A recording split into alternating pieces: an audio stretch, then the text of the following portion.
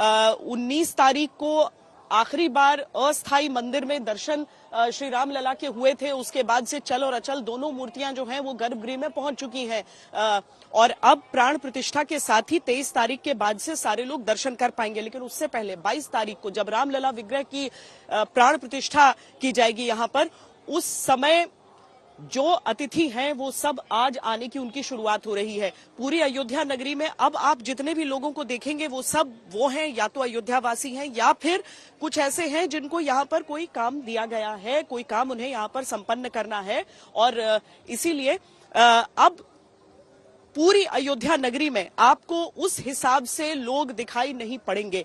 आज बहुत सारे चार्टर्ड विमान को लैंड करना है यहाँ अयोध्या नगरी में और ये चार्टर्ड विमान जब यहां पर पहुंचेंगे तब तक अयोध्या नगरी की जो अंतिम तैयारियां हैं वो पूरी हो जानी है। सारे जितने भी यहां पर सड़क हैं वहां पर उन्हें आसपास पूरा फूलों से सजाया जा रहा है। कुछ ही देर में हम आपको अपने संवाददाताओं के पास लिए चलेंगे जो नगरी का रूप आपको दिखाएंगे कि किस तरीके से वहां पर साज सज्जा की गई है। खासकर जहां पर जो प्रवेश द्वार है, जहां से प्रधानमंत्री जाएंगे और वो प्रवेश द्वार जहां से सारे विशिष्ट अतिथि जाएंगे, वहां पर फूलों से पूरा सजावट वहां की गई है।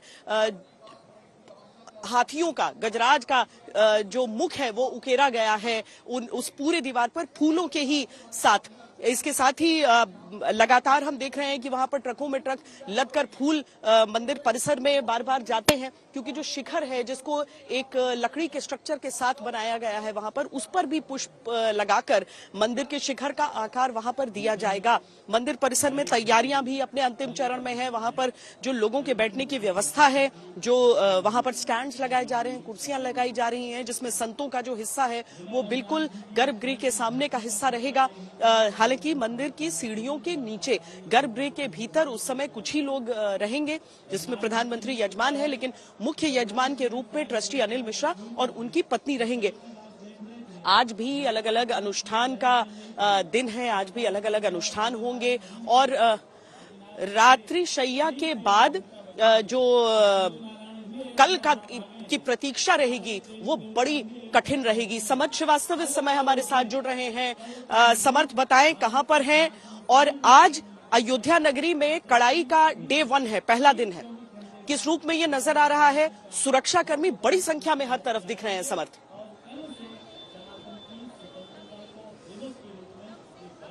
अश्वेता, अयोध्या इस वक्त भक्तिमय है और इसी कारण से हमारी मौजूदगी इस वक्त भक्ति पथ पर है। सबसे पहले वो भव्य तस्वीर देखिए श्री राम जन्मभूमि परिसर की, जहां से भक्तगण 23 तारीख से दर्शन के लिए जाएंगे और यही वो भक्ति पथ है जो आपका मार्ग अग्रसर करेगा रामलला की ओर। मेरे साथ इस वक्त वो हीरोज हैं जिन्होंने इन मंदिरों को बनाया है, ये L&T के वर्कर्स हैं, इनसे मैं रूबरू भी होऊंगा। आप लोग बताइए, इतना लंबा समय और इतने दिन तक आप लोगों ने वहीं रहकर कार्य किया है, क्या ये कार्य लगा भी? जी बिल्कुल कार्य लगा। भगवान राम का कार्य था, राम काज था और हमें तो ऐसा लगता था कि मतलब कुछ ना कुछ कनेक्शन था हमारा पूर्व जन्म से कि वानर सेना में कुछ ना कुछ तो रहे होंगे। तो यहाँ पर ये मौका मिला कि हम यहाँ पर आ पाए। और वानर सेना का हिस्सा मानते हैं खुद को? ऐसे रामायण में मानते, बिल्कुल मानते हैं। हमारी पूरी टीम है L&T की। सर पूरा मंदिर देखते हैं, सर मंदिर इंचार्ज हैं, तो ये देखते हैं। आपने क्या कुछ देखा अंदर जब आप मंदिर बना रहे थे, तो क्या जो फील था वो क्या था? देखिए, फील तो ऐसा अद्भुत फील था कि हमने कभी जिंदगी लाइफ में सोचा नहीं था यहाँ के इतना बड़ा कार्य और हमको रिस्पॉन्सिबिलिटी मिलेगी कि L&T और L&T में मेरे को रिस्पॉन्सिबिलिटी कि पूरा मंदिर का निर्माण करना है। तो ऐसा अद्भुत और इतना अंदर से खुशी हो रही थी कि बनाते हुए, और आज आंसू तक आ रहे हैं, रोंगटे खड़े हो रहे हैं, इमोशनल भी हो रहे हैं। बिल्कुल हो रहे हैं, क्योंकि हमने लोगों ने मूर्ति भी स्थापित करी, अंदर ये किया और इतना महसूस हो रहा है कि हम इसको अपनी जवान पे ला नहीं सकते। कैसी लगी आपने जब आप लोगों ने तो बहुत करीब से? मूर्ति तो पूरा कवर किया हुआ था, उसमें तो खाली हमको उसमें स्थापना करनी थी वेदी के ऊपर। वो हम लोगों ने, हमारी टीम HQ से जो एक्सपर्ट टीम है वो पूरी आई थी, किस तरह से उसको बिना और कैसे करे अच्छे से उसको हमने किया। 150 से 200 किलो किया, काफी भारी है। 1.5 टन। किस तरह से आप लोग नीचे लाए? देखिए, मूर्ति के लिए एक स्पेशल, पहले तो क्रेन से उसके ऊपर लाया गया और स्पेशल केज बनाया गया कि उस केज के नीचे व्हील लगाए थे और एक प्लेटफॉर्म पूरा अंदर तक बनाया गया, व्हील के साथ उसको अंदर लेके गए।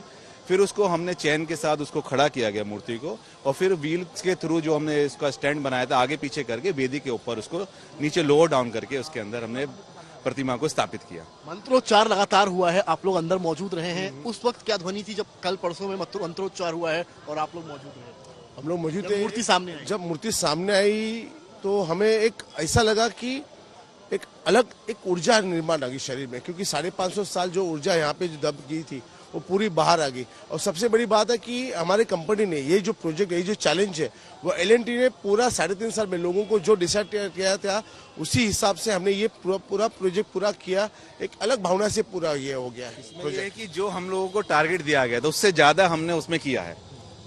जितना हमको ट्रस्ट के कष्ट मिला था हमें टारगेट, उससे ज्यादा ही हम रात काम हुआ है। दिन रात 24 घंटे, कोई छुट्टी नहीं है, कुछ नहीं है। दिवाली के दिन सिर्फ बंद रहा था, अवकाश रहा था, नहीं तो 24 कम से कम भूतल बन जाएगा, लेकिन प्रथम तल का भी निर्माण काफी हद तक हो चुका है।